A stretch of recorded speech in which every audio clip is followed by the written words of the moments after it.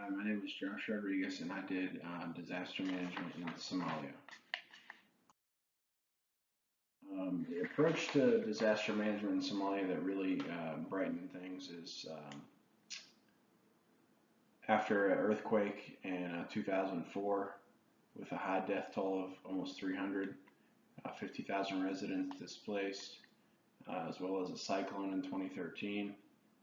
Um, it caused 162 lives being lost, 300 reported missing.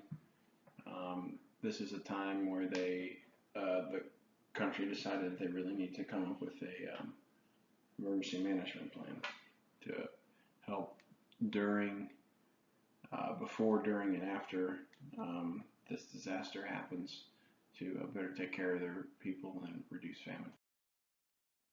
An implementation pattern that Somalia uses is a top-down approach. The country's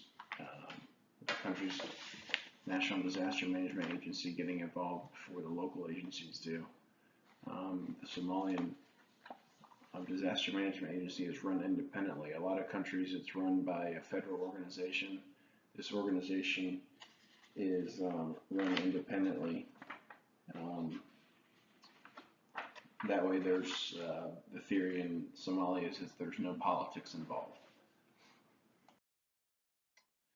Disaster planning and hazards. Somalia is prone to many disasters such as droughts, earthquakes, tsunamis, cyclones, and flooding. Kind of like we talked about before, here's a picture of the 2004 earthquake that ravaged the country, and it doesn't help that the country already has a lot of poor infrastructure. Some actors that participate in the Somalian disaster program are the Disaster Management Agency, of course. ADESIO is African Development Solutions, kind of acts as a backup plan and helps with the Disaster Management Agency. The Ministry of Planning and International Cooperation, the Disaster Management Agency at a federal level, which would be also tied with the United Nations, as well as NGOs, including UNICEF. Potential obstacles for effective disaster management would be poor infrastructure, like I talked about before, roadways, lack of access to relief resources, food, water, financial support. That's where the NGOs come in big time. Lack of communication amongst agencies. You know, Somalia is not the most technologically advanced country, so that becomes an issue.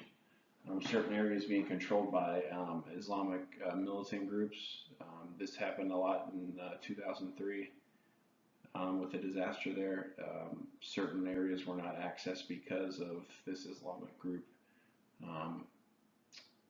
being in that area. A lot of aid was not able to be brought to people. And today, disasters have shaped the country by providing lessons and learning from them.